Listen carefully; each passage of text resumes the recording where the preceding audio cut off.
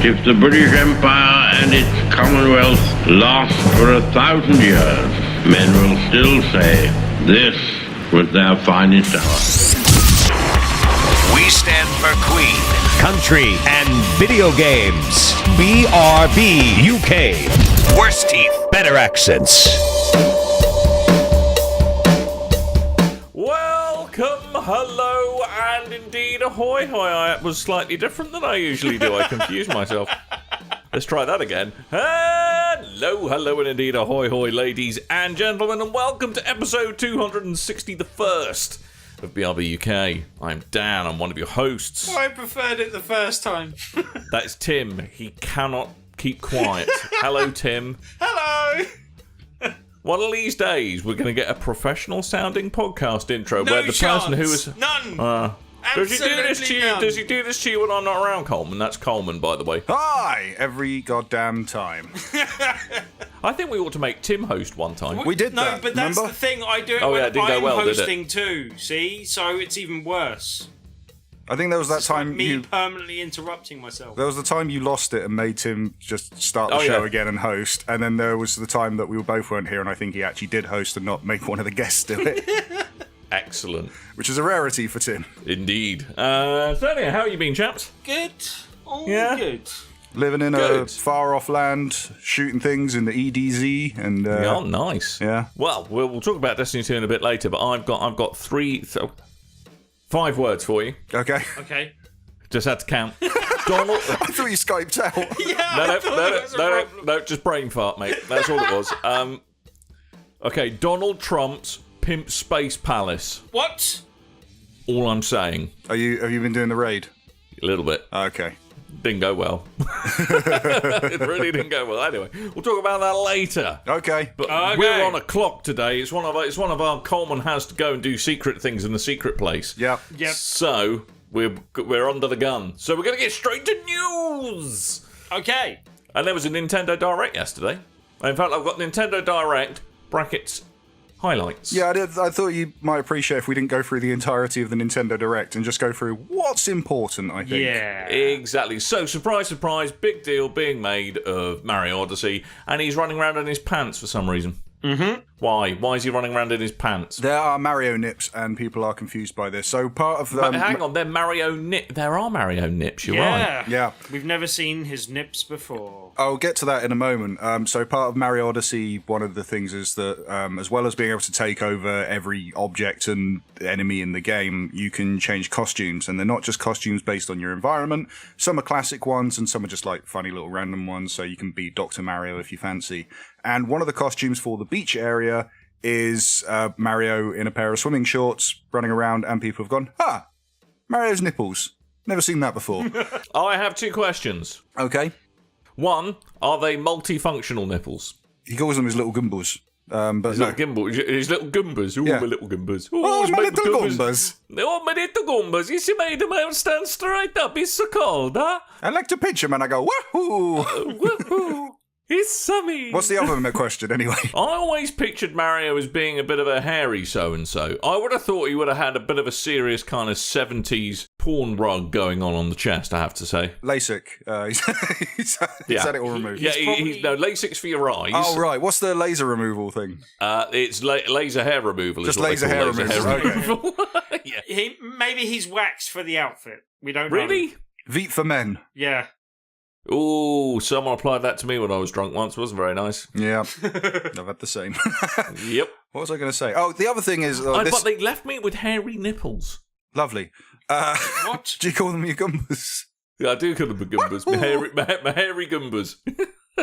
The thing that was pointed out to me yesterday is, do you remember the whole Game Boy Advance SP with the tribal tattoo on it? Oh, yeah. And to advertise it, they had a picture of Mario and he lifted his sleeve up and he's got a tribal tat. Oh. Where's his tribal tat? Oh. Made a fool of us all. It was a temporary tattoo. All right.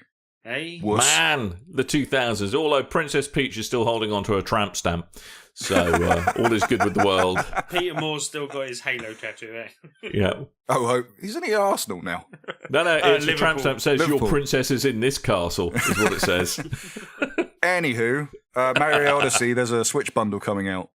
What a surprise. Yep, you get the game, you get the console, and you get 2 red Joy-Cons. Wowza! It should be red and a green, shouldn't it, really? From a Mario and Luigi. Yeah, but I don't think you play as Luigi in this one. It's a single Mario game. All the Marios. It's like a Sunshine or a 64, that kind of thing. Oh, fair enough. And also a Mario Odyssey-themed Switch carry case. Is that a pack-in, or is that a separate thing?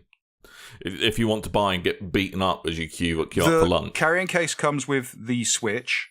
Right. They also announced that, well, they announced these a while ago, there's a set of Mario Odyssey amiibo that are the wedding-themed Bowser, Mario, and Peach. Those are...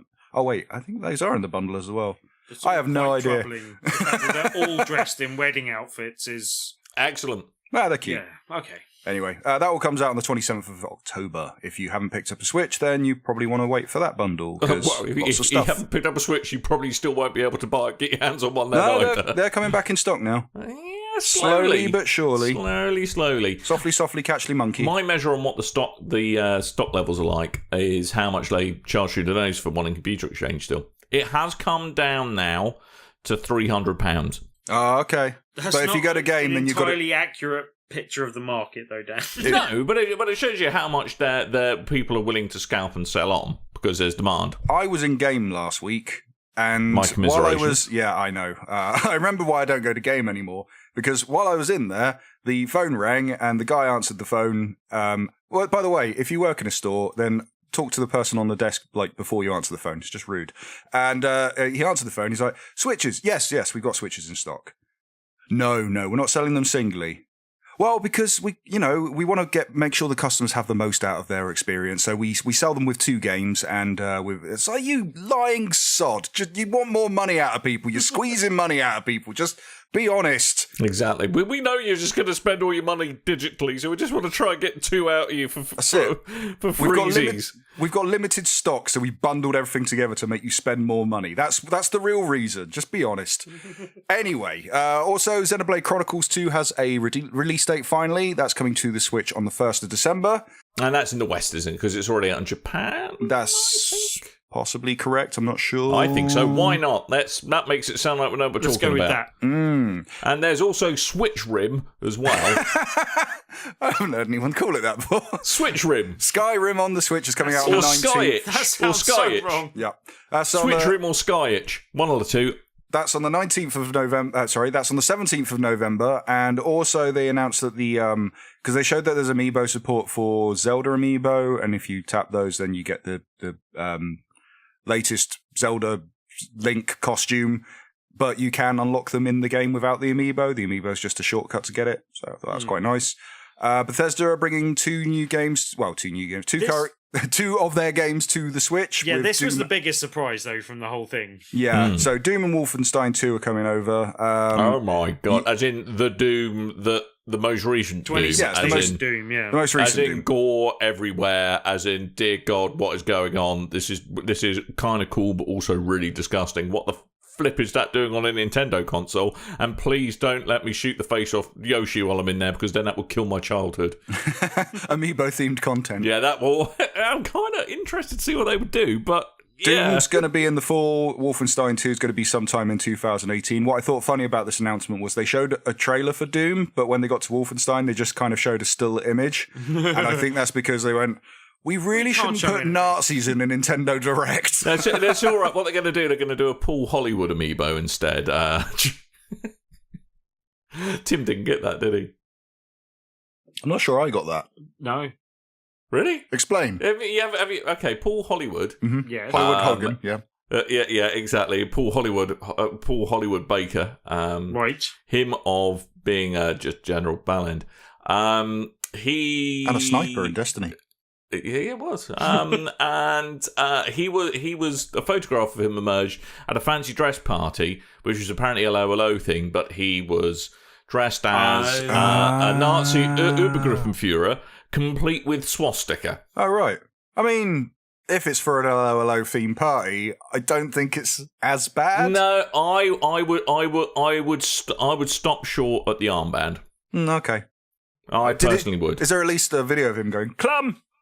Because well, that would amuse me. Kids, if you don't know what hello hello is, ask your parents or ask their most parents. people listening to this don't know what hello hello is really. But anyway, that was a cool story from me. So let's move on. That was a great story. I thought Those so. Kirby games that we were shown at the last Direct and at E3, the Kirby game on the Direct. Direct. Oh, You did this joke last time. No, I could have sworn you said Direct. I It said did Direct. sound quite like it, and that was just after we just gave people a low homework as well. So Yeah. Hello? What? Bonjour, monsieur. Would you like my Nintendo Direct? Is what I was doing. That's too authentic a French accent for that to work for an hello hello impression. Okay, so my apologies. Meaning, madame. make it actually worse. Anyway, the game on the Switch is going to be called Kirby Star Allies, and on the 3DS, Kirby Battle Royale. The release date for Battle Royale is going to be on the 19th of January. We don't know what the Switch game date is yet, but it looks really... Actually, they both look pretty cool. Oh, please tell me it's a 3DS port player on those Battlegrounds. No, That'd be it's amazing. It's like 4-player minigame, battle minigames. I just love it if Nintendo has gone, screw it, we're just going to go really dark now. We've got Doom, we've got Wolfenstein 2, it's Kirby Battle Royale, as in Battle Royale. Let's go. It's 4-player competitive fighting games and races and stuff, but there's also a single-player campaign as well that you can play on your own. Did look silly and Story fun, I'd say. Generally. I like the look of the Switch game because there was a point where there's some kind of dark magic that's altering the world around Kirby, and they've got King Dedede, who's like a chunky little penguin, well, big penguin with a mallet, and there's a point where he's just like ripped. He's got these huge bulging muscles and massive arms that really, really Nintendo cool. erect. I want that amiibo. Swinging round the poles for some reason. I want Anywho. Hench Dedede. Oh dear. There's also going to be a Pokemon-themed new Nintendo 2DS XL, which looks Hang kind of like a on. Pokeball. Can I just stop you there a moment? Go. Now, 2DS, fine. Hang on. This is new Nintendo 2DS XL. What the crivens is going on with handheld naming conventions here? Nintendo. Yeah. But the new thing was all about tracking your eyes with new 3D science, wasn't it? And if it's 2D screen, why do you need the newness? Nintendo Game Boy Advanced SD Tribal Edition. I think they're basically trying to bury the 3DS in names and new things and other letters, so that the Switch will just carry on throughout. It'll be the easier thing to know what it's called. Switch, or do you want to say a whole sentence of letters and numbers? Good. That's it. Yeah. Square Enix gave us an update on their cool-looking RPG that we saw a brief glimpse of before. It's called Project Octopath Traveler. It's kind of 2D sprite-based in a 3D world, but the 3D objects are all sprites as well. They called it 2D HD, which I hate. But New age fun with a vintage feel, mate. yeah, it looks really nice, though. Looking forward to that. There's a demo out on Switch on the eShop right now if you're interested. Splendid. Mario Party is getting a return. There's Mario Party The Top 100 for 3DS, which is a remake of 100 different of the mini-games from every Mario Party that's been released so far. Excellent. I'm not sure how well that's going to work on the 3DS. I always think those party games are at the the really weird WarioWare on Wii. I thought that was awesome. And Yeah, I'm not sure how well they work on the 3DS. I always myself. prefer Mario Party to be a kind of couch co-op thing. Like, I'm waiting for the Mario Party Switch game that like people start taking down the pub and stuff, because that'll be interesting. Yeah, a lot of people said they'd like to see this game coming to Switch. You could see it getting ported, no? Oh yeah, most probably. But I never liked it on the DS. I much prefer playing like side by side rather than like tiny little screens each. But hey, we'll see. But you can actually do that a bit more with the Switch as well. You can, yeah. So Yeah, just only if you're in New York and you're a hipster attending a on a roof roof party. garden, yeah. Yep. That's the only way you're allowed to. But talking of ports, the thing that's ported to just about everything is now being ported to the 3DS, and that is Coleman. Minecraft. Yes.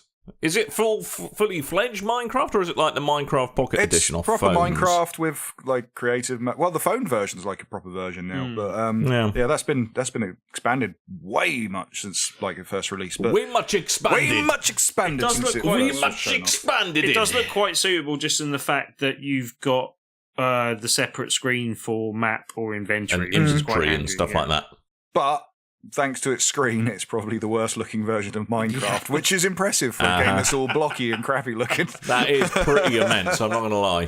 Nintendo have revealed their first MOBA on Switch. It's called Descent's Arena of Valor, and a free 10 cents. 10 cent. What did I say? 10 cent. Decent. 10 cent? Oh, sorry.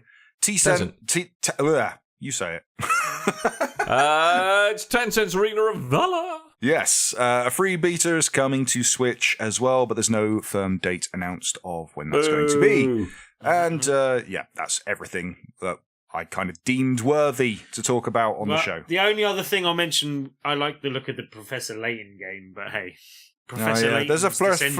There's a Professor Layton game where you can play as his daughter, but this time, because you're a girl, you can dress up in pretty floral dresses. Just like every manly man wants to do. I mean, I wanted to in Professor Layton, but they gave me that option. Or Professor Layton crossed with Phoenix Wright. No Layton nips, though. No Layton nips, not yet. No. Is he like canonically dead in the game? I don't know how those ended. I'm not sure. I didn't play enough of the old ones. I'm going to read up on that. It always looked like a game that I would enjoy, but didn't play that much of, to be honest. But yeah. Fair enough. Yeah. Well, talking of mysteries, this isn't really a mystery. This is going to be a really dodgy segue.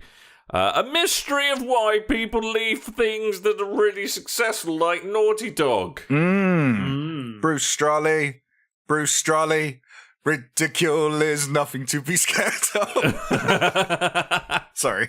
The co-director of The Last of Us and Uncharted 4, A Thief's End, he's out of there. He's gone from Naughty Dog. Oh. It's been the hardest decision of his career, though, to leave. Yeah, you did say that. Hard decision. Does the door push or pull open? I don't know. It's a hard decision. And I've got no announcement about what my next step's going to be. But I do want to continue my journey into the creative process. I'm always interested when stuff like this happens. Well, you just want to know what the story behind that is, if they're just burnt out or what. He's been there since like 1999. Started as a texture artist on Crash Team Racing. Oh, really? Jesus. He was Naughty Dog's 15th employee. Wow. Yeah. Thanks for the fun facts, Coleman. Fun facts. Fun facts with Coleman. Cannot guarantee they're fun. They might just be facts. And even they might not be right. They might be incorrect. Words. They're just words. I could just be making any old crap up. But yeah, perhaps he just wanted a change. I can kind of understand it since, Naughty Dog are increasingly becoming kind of a very... You can spot a Naughty Dog game from the kind of the formula of it now from a mile off. It's, perhaps he's just getting tired of doing third-person action adventure stuff. Yeah.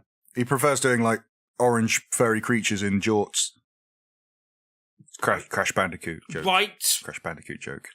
Got it. Yep. Good. Thanks for that. Maybe he left because we never got Uncharted Team Racing. We never got Uncarted. Oh, get out. I love Uncarted. That's a great idea. No. It's not the first time I've said that on the show. Why am I getting out now? Yeah. You had your warning before I was even a host. I want more karting knockoffs of high caliber. Yeah. That'd be good. Mm-hmm. Can we do that, please? High caliber. Yeah. I'd take a Halo one. That'd be quite funny. Halo karting, yeah. I mean, that's they did put a Warthog in Forza. Well, they put a Warthog in a couple of Forzas now. Yeah. I'm trying to think of bad karting puns. I'm trying to think how you link like karting to the next story. Well, sometimes cars can go wrong. Things over. Yeah, Someone who wants can go running wrong. over. Cars can go wrong. Okay. Cars can go wrong, and sometimes they need fixing. And to fix a car, sometimes you need a massive tool. PewDiePie. He is a massive tool. What an utter dick this man is. We discussed. I mean, you were away for the last time the big PewDiePie thing happened, where he went on Fiverr and he paid people to hold up a sign that said Hitler done something wrong and send him a sign. And I've always, from that point, I've gone under the belief that PewDiePie, he isn't a racist. He's just a massive idiot. Yeah. So this time, doing a stream of PlayerUnknown's Battlegrounds. So the last time he had the controversy, he was kind of dropped by Maker, who are owned by Disney, because they're like, well, we can't associate ourselves with Nazi behavior. God forbid. Walt would have never put up with. Walt hang would on. never have put up with this. Hang on a minute. Head rattling around in the cooler. But anyway, so that happened. His YouTube Red series got cancelled, and then he announced he was going to go over to Twitch and start doing more Twitch streaming and grow a big beard and look generally creepy. Anyway, Beardy Pie. No one wants a Beardy Pie. No one wants a Beardy Pie. So during his live stream of PlayerUnknown's Battlegrounds, he used a racial slur, which I won't repeat or use any kind of phrase to signify. But anyway, that was a horrible thing, and that's not really what I want to talk about. I want to talk about the response from Sean Vanneman from I forget the name. What's the name of their company? Oh, co-creator of Firewatch. He went to Twitter to say that he's going to use a DMCA takedown. Santa Fe, thank you. Santa Campo.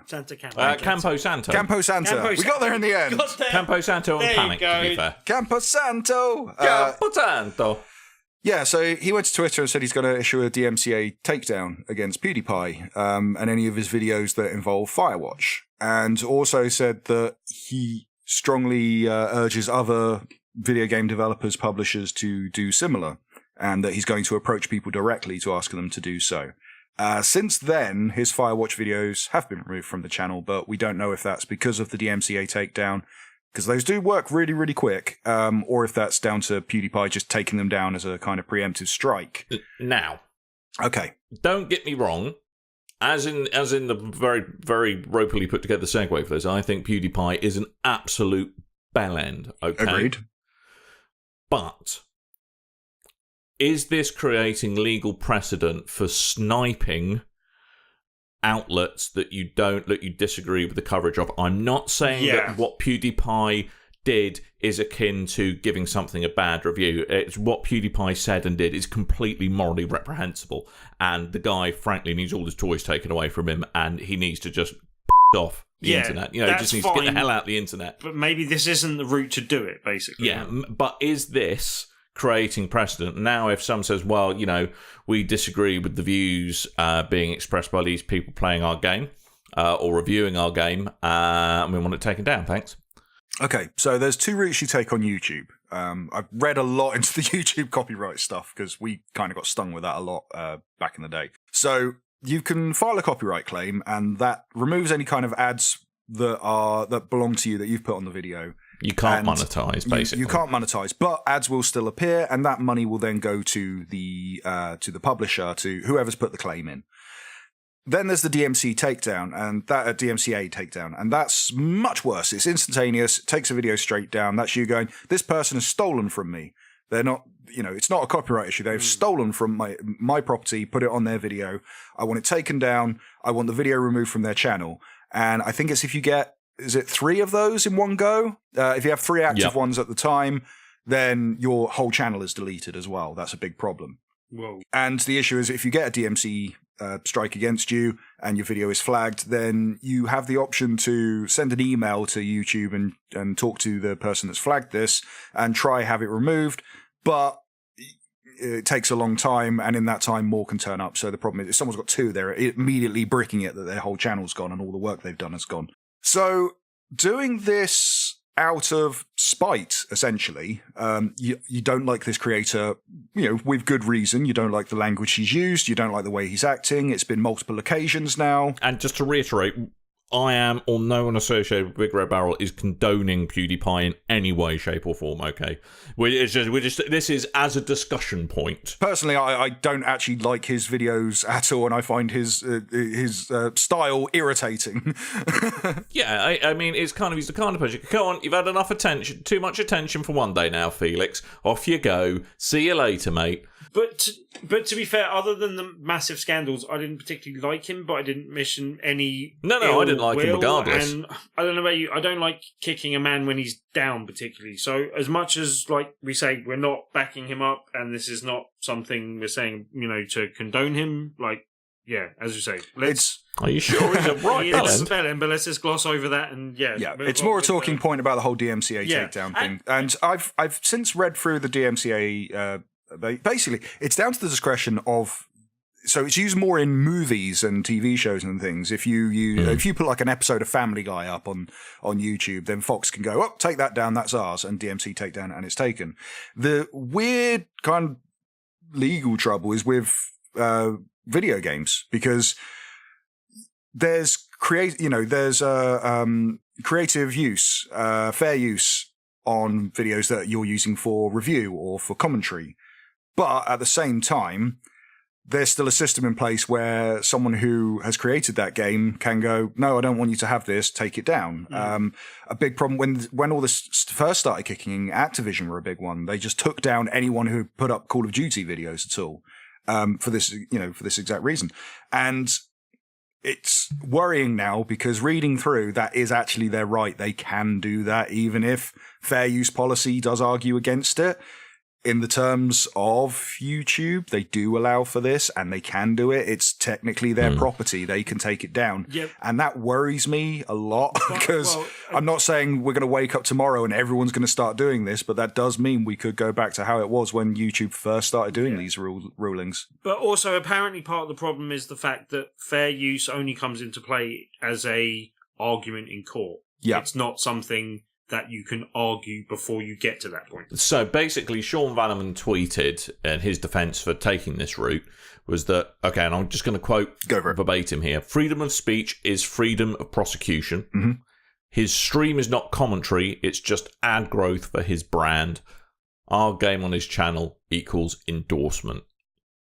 So it was basically not wanting to be associated with the guy having any of their intellectual property or derivatives thereof on it. You can see where it's coming from. When you got the likes of, say, like Jim Sterling, he constantly focuses on DMCA takedowns and copyright strikes and things from indie developers. Mm. And when it happens, people kind of rally up against the indie developer that's acting like a bit of a dick and deciding that they don't want there was a recent thing about a woman who made music for a video game, and won't go into the whole thing because it is a massive minefield of what happened there, but she basically didn't want the music she created used in a video game being used in other videos and people monetizing those, so she put in copyright strikes against every single video and DMC takedowns.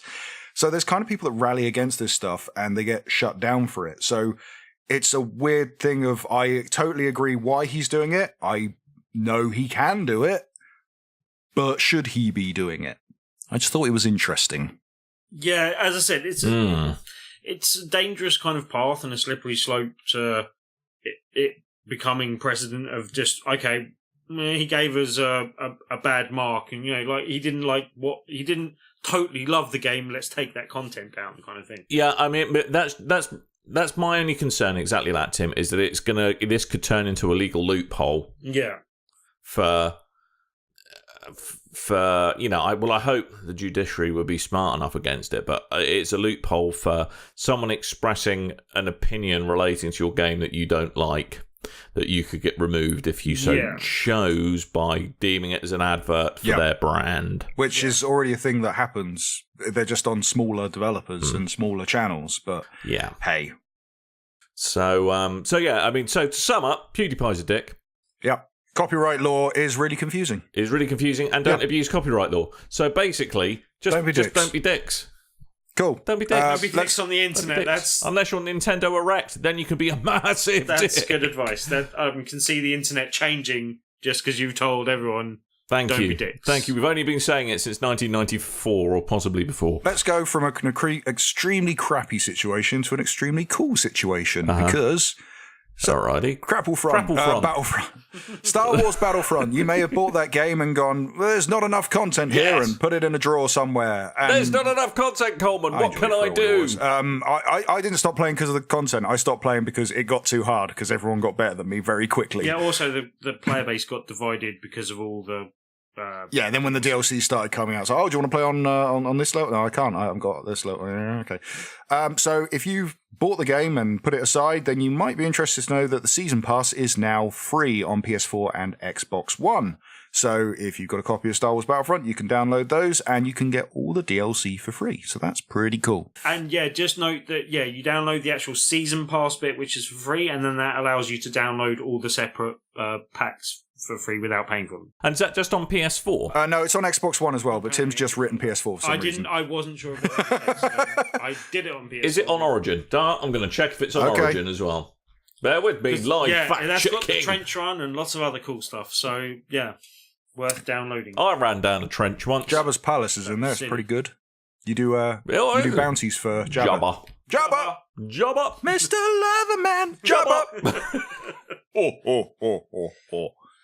Mario Nipple Wookie Pinchy. Nintendo Erecti. Mila Kunis. We need to get out more. Yeah. Battlefront Season Pass free. Yeah, it's free for a limited time only. Yeah. Hooray! Huzzah, I'm going to add that to my game library But before also I forget. noting the fact that, having noted the fact that it divided the community last time, for upcoming Battlefront 2, not to be confused with this, but that all the DLC for that going forward in terms of maps and stuff will all be free. So, yeah. Good. Yeah, it's good. Excellent. All right. Let's go from Splendid. one space shooter to another space shooter, because Dan's Let's going to do take that. the Space reins shooter. and he's going to run us through the roadmap of Destiny 2. I certainly am. Are you ready? I'm ready. Are you ready? I'm hitched up the pants and I'm ready to go. So launch week for Destiny 2, as you all know, was last week. And they, successful. Bungie, bless their Bungie? little cotton socks. Yes, Bungie, Tim, have laid out what the whole first month of Destiny 2 will look like. So it was the first weekly reset this week, which brought along with it the raid, the Leviathan raid, which I attempted to get through yesterday. Jamie from BigRedBarel was my wingman, did a sterling job, but the rest of the fighting with quickly descended into chaos. Right. So we didn't make it all the way through because it is, frankly, very hard. It's the raid, interestingly, is more about puzzles than bosses. In fact, there's only one boss in it. Mm-hmm. Oh. Final And boss. all I will say, well, I've said it once, I will say it again, it's Donald Trump's Space Pimp Palace. Okay? Okay. That's all I'm going to say. Very That's all I'm gonna gold. say. Very gold. Very gold. Always believe in your So, soul. you got the power to know you're a complete chump. Anyway, so that's launched. So it was the standard mode raid. The heroic or prestige mode is launching at some point in the future. Exactly when, they don't know. But the slight controversy of the first week of Destiny is that Xur, everyone's favourite squid-faced merchant of stuff, he didn't show up. On purpose. Dan's missing his merchant space boyfriend. He was. Well, I just think he hitched a lift on the Donald Trump Pimp Space Palace, and he's now finally arrived with a fresh new sack of wares, and is apparently going to be turning up this Friday. So probably the day this podcast is released, or the day before this podcast was released. If that's not made you go cross-eyed, it probably has. And he will be bringing his usual set of exotics, but it's unclear exactly if there's strange coins or if it's just legendary shards. And legendary shards are what you get for dismantling purple bits of equipment. That's as in purple as in legendary, not purple as in the colour purple, Tim. I've used all those to squish all my more expensive, or more powerful armours into the armours I like. So Yes, I need more I've of done those. lots of feeding of things to other things. Yeah. That is a thing. But also what's on the way as well, if you fancy yourself as a bit of a PvP tryhard, I'm a PvP dullard, so I won't be partaking in this. Burns It's when the I Trials PvP. of the Nine. Ooh. Trials of the Nine. It's the new Trials of Osiris. Yeah, but they can't use Osiris anymore because Osiris is the DLC and they don't want to confuse it. I'm DMCA guessing. takedown. Osiris is putting them DLC takedowns. Yeah. He's I don't like being associated with all this murdering and killing malarkey. All right? Yeah. I like doing things to robots. Good. Nefarious things to Whoa. milky robots. I don't want it. No, he does. He loves it. Okay. I don't want anything to do with all this shooty, facey malarkey. Mm-hmm. So it's now Trials of the Nine, and Xur is the messenger of the Nine, so go figure. Cool. And also what properly came online in the past week was the clan system. And we've been having all kinds of fun in BRB. We have. We've been earning the XP. Tim hasn't. I've been doing Nightfalls and Crucible stuff and giving everybody free engrams. I've been as a doing result. Crucible stuff. Yeah. And- We ought to do Crucible stuff at the same time because then it will give everyone an engram. Yes. That's the secret. Bit difficult when I'm working nights, but we'll get to that. We'll give it. We'll work it out. But I mean, as a starter for 10, I think I'm really enjoying the clan system, and now they've patched the game so you can actually see the clan roster in game. So hopefully, finding peeps to team up with in the BigRedBarel clan, just go to Bungie.net and search for BigRedBarel. You should find us. You don't need to request an invite; just join on up. And it's open for Xbox One, PlayStation 4, and Battle.net or Blizzard. I have a question. Yes. This is going back out of clans and back into the lineup, but Faction Rally. Yes, I have no idea what that is. Oh, okay, because they teased it on Twitter a couple of days ago, and they were just going, hey, Faction Rally's coming. Which faction are you joining? Dan, which faction are you joining? New Monarchy. More of a Future War cult man, but okay.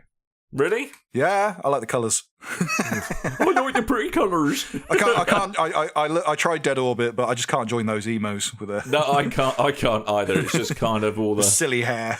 Yeah, nihilistic poems and self-interest. I can't be dealing with that. Anyway, so basically the kind of the common beats of just about every week in Destiny from here till the day of whenever is essentially a rotating nightfall with different buffs and mechanics. What's a nightfall, Dan? A nightfall, Timothy, is a super difficult strike where you can get super duper shiny things. I was doing a nightfall today, and then the two guys that were with me realised that it was too hard for them, and both dropped out, and it wouldn't put new characters in for me, and I got really annoyed because I got halfway through and I turned around and realised that everyone had gone. Sounds like fun. Yeah. So nightfalls are basically really, really difficult. And how they've changed them from Destiny 1 is that there's a pretty hard time limit. And when the time limit runs out, you get chucked out to orbit. It used to be that if everyone dies, you get chucked to orbit. Now it's if the time runs out. And you start off with about, 10 minutes on the clock, Coleman, I think? Yeah, that's right. And you've got to do certain things to extend the timer. Last week it was you got to shoot the mans in the face, and every kill gets you an extra 2 to 7 seconds. This one, it's essentially a really weird take on Sonic. Where you've got to jump through the rings. Yeah. You've got to go through the rings. It's more a Superman 64 type of thing. Oh, you're right, actually. Yeah. Maybe that's a better analogy. So that's the only way to extend the timer. And there's kind of a rotating... since you didn't really play much Destiny 1, it's probably not going to mean anything to you, but it used to be that one particular element, so Arc, Void, Solar, got a damage buff for that particular... strike, that particular nightfall strike, but now it rotates every 30 seconds to a minute between the elements, so constantly having to switch up gameplay. And it's actually really good fun. If you don't have people quit halfway through, then it becomes very miserable very quickly. Very upsetting. There's also these things called flashpoints that's going to rotate between all the planets. The first week it was EDZ, Earth. This week it's I know Nessus. it's EDZ, but it just sounds better when you say EDZ. I know. This week it's Nessus, then it's Io, then Titan, and essentially what that is do stuff on those planets, do enough stuff, and you get a really awesome prize from Cade. And yeah, I've had 2 exotic weapons out of them so far as a result. Cade gave me a really cool sword. Yeah, it sets everything on fire, and it just if you destroy a big bad with it, it just makes them spill legendary the purple ammo instead. Nice, really cool. Love it. And and the other thing they've snuck in is this thing called Guided Games. It's already active for the Nightfall, but will be for the raid at the end of the month. And that's basically if you've got you and your clan have got a couple of slots going free, and you're willing to kind of help some other people through, you can kind of say you can advertise through the game that hey, with these 3 spots, we're happy for someone to take, and it will match you up with people, and you actually get scored as people doing the guiding. For kind of future matchmaking. So if at the end of it, you basically earn points in your kind of Sherpa-age by completing the activity and by getting a good review from the people you helped along. So they're really trying to encourage the community side of things. And I still think there's some work to do, but certainly the clan system's being a lot of fun, and the fact that it's now baked into the game is fan-dabby-dozy. Fan-dabby-dozy. So my fun with Destiny 2 continues. One of these days I will demand a Destiny podcast, but I know I will have to edit it, so it's probably never going to happen. I've played more Destiny 2 as well. I'm I'm power level 242. Yay! Nice. Yay! Getting there. Nice. Well, the raid is recommended 270. You Yeah, can get I know. in if you're 250, but I know. I'm working on it. yeah, I would really. I went in at 284 and still had a tough time on some bits. It may just be because I'm completely inept, but That it's is well true. worth getting Yeah. 270. So yeah. So Destiny Dan, 2 if you're not continue. good at Destiny by now, Jesus. No, he's not very good at it If you're either. not good at Destiny by now. You will never be. No, anyway, so Destiny 2, I'm still having fun in it. Coleman, I think you're having fun. Even Ken's Love it. having fun in it. I love it. I am. Well, I haven't played it as much as I would have liked this week. I've I just have generally been noticed. tired from work. I will play more. Diddums. But Good. there is one Plus, we've had 2 games to play. complaint from the previous game that I can't help noticing they haven't put right for me in this game. Right. Just one thing. Just think called of it. I don't Destiny. want to ruin the game for you. But generally, I find there's a lot of times when I'm like either battling, a difficult group of enemies or an end boss or whatever to a level, and I'm like, either I've got all my specials and my grenades charged and I can just charge in and kill everyone instantly almost, or I just need to wait to do that and then do that. You can. I There find- are other things called guns that you can use. I know, but I find that it's, often a case where you either can't do that or it's just inadvisable to do that. And yeah, I don't know. So is it almost like they're asking you to use some degree of tactics, Tim? Well, no, but a lot of that time the tactic is wait for your supers to charge up, use a super, end the level easily, kind of thing. And that's a slight simplification, but generally that's my one kind of it's not something that's been addressed by the changes they've made so far to the game. From what I've seen. To be fair, though, that is definitely. I would say your super duper abilities take probably a little too long to charge up in the early game. Right. But when you start unlocking various bits of armor and other abilities, that becomes less of a problem. It becomes much less of an issue. What class are you playing? Warlock. Everyone's a warlock. Everyone's a bloody warlock. That's what I had I'm from a the last Titan. game. So I'm a Titan. okay, Oh, good. fine. Yeah. We'll never play together, but that's great. Yeah, we bloody will. Me, Alex, and Tim have all picked warlocks. But I went first in my defence. I just carried on the only character I had from the previous game. So bloody lazy. Anyway, the only other thing I've been playing, but it's pre-release, so I probably shouldn't really talk about it too much, that is Dead Cells. Love the Dead roguelike Cells. Metroidvania Ujima flip on the PC, and my god, that game is fantastic. I've been I won't talk recommending about it that at length 'cause game for about a year to anyone that will listen. yeah, I love that game. We're running out of time, so I'm not going to talk about it at length. Yeah. Other than Kev gave me the tip off to it. It's roguelikes done right, and it's got a really good, satisfying Metroidvania feel to it, and is well worth £10 and several hours of your time. We'll give that a couple of weeks and then we'll talk. Me and you will wax lyrical about Dead Cells. I bloody love that game. It's so good, so good. But we've got to talk about Radial-G because Tim's Yes. going to explode if we don't. Radial-G, and isn't it? I've been Radial-G. I've been longing to talk about this game for a while because not only have I been looking forward to it for ages, I've also had a review copy kindly provided by the developers that basically I've had for a couple of weeks. I just haven't been able to talk about that fact, basically. But yeah, so I've played a good bit of this game and got well stuck into the career mode and other bits and bobs, individual races and stuff. North Korea or South Korea mode? For anyone that hasn't seen, Radial-G is a PSVR game where you are racing kind of Wipeout style type ships, but on a kind of cylindrical track where you can race on any side of it. So you can circle Outsides all the way of tubes. around the outside of a tube, basically. But there are times where it flips you to the ceiling and other bits and bobs going on. It's a really kind of fast-paced PSVR game. It's one that I saw in preview early on. I think it was originally on Oculus. We've spoken about it on the say- show several times and had the developer on. Yeah, so. and had the developer on. So yeah, we've talked about it before. But it was nice to get in and stuck into the actual game itself. It's one that I think it's a really good showcase game for showing off PSVR. I showed it to a few friends; they really liked it. That hadn't played that. They played a few VR stuff, but not that many things. And yeah, they got really stuck into that and really enjoyed it.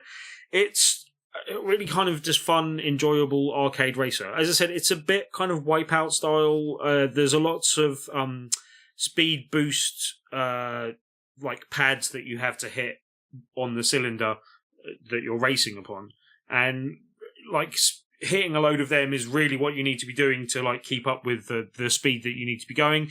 You can also boost, and you've got like this, it's got an interesting boost mechanic where you've got a boost bar, but once that's depleted, you can carry on using boost, but it will eat into your health, basically. And yeah, that kind of works quite well. It's means that you've always got it available, and even when you don't have boost, you can press it from going, like if you've crashed or got hit by opponents, you can kind of get back up to speed quickly, and that kind of helps keep the flow of the game going. And if you get behind in this, it can be really quite tricky, basically. The courses are interesting, but there's a different problem that you don't really see in any other racing game when you're doing this kind of racing. And they've eliminated one of the problems in the fact that you can see other racers on the track are signified by a ring that goes around the track that you can see no matter what side you're on. So you always know roughly where opponents are to you, even if they're on the other side of the ring to you, basically. But yeah, like, it's really weird to sometimes, you need to be on the right side of the track to see what's coming up ahead of you, and if you're on the wrong side, you're going kind of against the curve and can't see enough time to react to some of the obstacles that come around corners, basically. So you have to make sure you're racing on the right side of the road, which is, kind of an interesting problem to have. Spoiler alert, that actually matters in real driving as well, Tim, being on the right side of the road. No, as in, because you can race in a 360-degree rotation.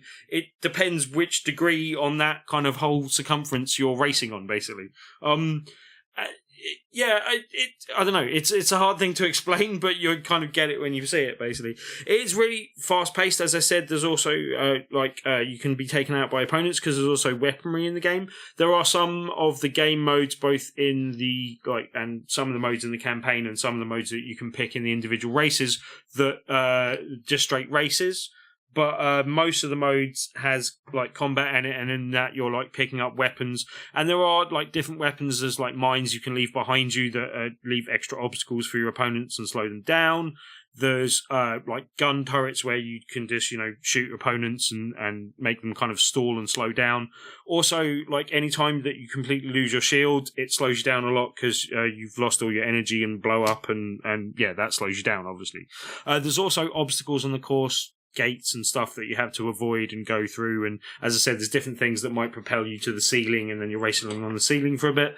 The tracks do seem a little bit samey. I would have liked to have seen a little bit more variety in the tracks overall, and sometimes, especially if it's a track you don't know, which is the case in anything, but a track you don't know, it can be really hard to tell where you need to go next sometimes. And that can take a few efforts and a few trials and errors before you even know what you need to be attempting to doing on that bit of track sometimes. But generally, it's the base game itself is really fun. The straight racing and going over the pads and getting up to high speed, it feels good.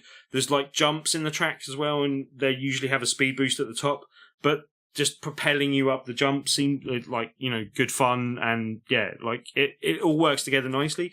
The only other criticism I give it is that some of the trappings around the game, some of the font use and some of the other, it feels a little bit bare bones here and there. It is a £30 game, and in the PSVR world, that is a bit on the pricey side when the campaign isn't that deep, and unless you're playing online and planning on playing with other people, there's not that much content there for £30. But as I said, in terms of a showcase and showing off to your friends, or just having a quick blast of a fun arcade racing game, this really ticks those Or, boxes. or making Coleman ride the vomit rodeo once Oh again. no, I played this. Yeah, I he played played it. this You're last right with night. it. Yeah. Yeah. I was told by the developer when he was on the show that they've been working specially to make sure this doesn't trigger off any kind of motion sickness, which I was impressed with and very dubious about, because when I looked at the game on the screen, even watching Tim play it, it made me feel sick. But then when I was playing it in VR, absolutely fine. The only time I had a problem is I realized I could clip out of the cockpit of the vehicle I was driving. So I stuck my head out the window. I was like trying to drive like Ace Ventura when he gets shot and he catches the bullet in his teeth. I was trying to do that. And then I was like, oh, this is a bad idea. Bad idea. So that was the only problem I had, but that was my fault. I thought, controlled really well, looks really nice, fun game to play. More of a showcase game, Tim said there. Just something that you bring people round and you want to show them VR, you show them this game as one of your lineup. But I don't think it in my own personal experience, it wouldn't have that much staying power with me. I'd play it for a couple of nights probably and then, forget about it and go for something else. But it is a really well made game. It is a really good game. And a good one to dip in and out of for those purposes, and just, as I said, having a good arcade blast on a good racing game. There's not that many good racing games in VR at the moment, and it's a particularly suitable medium for it as well, basically. Yeah, but the vomit control it is very well done to not cause any kind of motion sickness. I thought that was really impressive. Right, I liked it, gentlemen. Yep. Moving on from vomit to other expulsions of questionable goodness from Timothy's mouth. Timothy. Yeah. Tuesday's Tuesday. Tell us about Tuesday. This is actually quite a good expulsion from your mouth, actually. It's usually quite useful. So, Tim, remind me about Tuesday and why I should care about Tuesdays. One other thing I'll notice before we move on to Tuesday, and I will come back to Tuesday very quickly, but Bloody Zombies came out this week on PSVR, and we'll be talking about that next week as well, basically. Week after. EGX next week. Oh, yeah, EGX is next week. But, yeah, Bloody Zombies came out. It's only like £11, arcade brawler thing. We'll talk about it more soon. It's like $10.50, yeah. Okay, but we've played it for a bit. It's quite good fun so far. Yeah, we'll get into that next time we're on. Anyway, Tabletop Tuesday. This Tuesday we're having a bit of a word week. So anyone that doesn't know, each Tuesday we usually have a feature game, and if you play that feature game that week, you got a chance of winning a copy of that game. So this week's feature game is Bananagrams, which is kind of like. To really simplify it, it's basically Scrabble without a Scrabble board. I have Bananagrams. It's a great game. Yeah, it's a great little game. And that's our feature game for this week and the main game. But we've also got Fresh to the Bar, so you won't be able to win a copy, but we've got a new game as well in the form of Word Slam, which is another kind of word-based game. So yeah, they kind of sit well together. Bananagrams is the feature game, and Word Slams, this is a new game to play this week as well. Word slam is what happens to you if you are defeated by somebody in a PvP game and they have fashioned a pair of trousers out of a dictionary and they teabag you. That's a word slam. I have a quick question. Yeah. Is Bananagrams like an older existing game that's been re-released in a different form? Oh, I see. Dan's got a copy, so it's got to be made in 1872. No, I swear I had this in the 90s as a kid. Or something. I think it's been around for a while. Yeah, I remember a tile. For a few years. I don't know if it's been around. Well, I remember a tile-based game about words that was in a banana case, because I took all the tiles out and used it as a pencil case because I thought it was a funny banana case thing. That could just be you. All right. Bananagrams is made available to the public in January 2006 at the London Toy Fair. So, possibly not. Okay. So saith the Wikipedia. Unless you were still going to school a long while after me. Unless I'm actually a Time Lord. I wouldn't go with Lords. Time Man. Bandits. Time chap. Time boy. Time boy, Jesus. I'm more with Time Bandit, but, you know. Just because you've had to use a Portaloo at work and called it the Turdist does not make you a Time Lord, all right? Okay. Oh, man, I used to love that show. Yeah.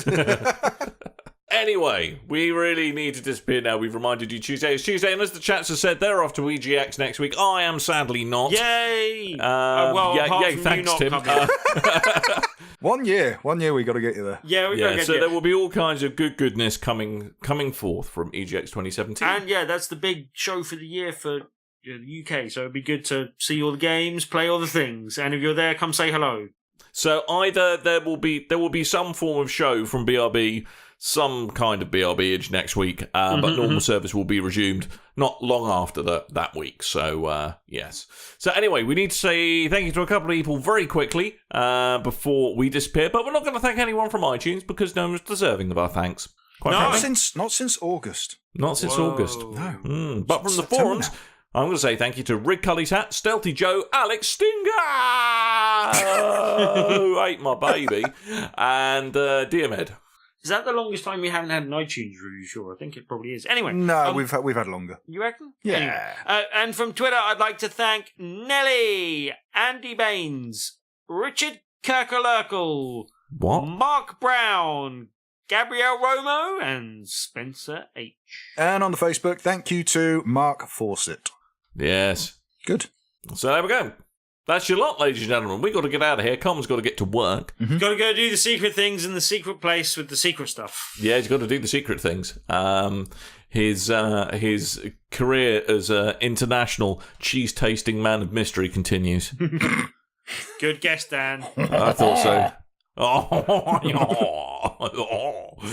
Anyway, that's your lot, ladies and gentlemen. Thank you ever so much for listening. I have been Dan. I might have been Tim. Way to slow it down. I've been Coleman. Yeah, you have. Thank you ever so much for listening, ladies and gents. Make sure you put /BigRedBarel after just about anything on the internet. You'll probably find us. And make sure to check out the Big Red Barrel Destiny 2 clan. Just search Big Red Barrel, one word, no spaces, on Bungie.net. So thank you ever so much. And Big Red Barrel TV, go do that because Cookies and Booze have been really funny. Because do that. I crashed their last episode. Good work. Nice. So thank you ever so much for listening. They'll speak to you next week. I probably won't, but we'll all see you soon regardless. So until next time, dear listeners, toodle bye.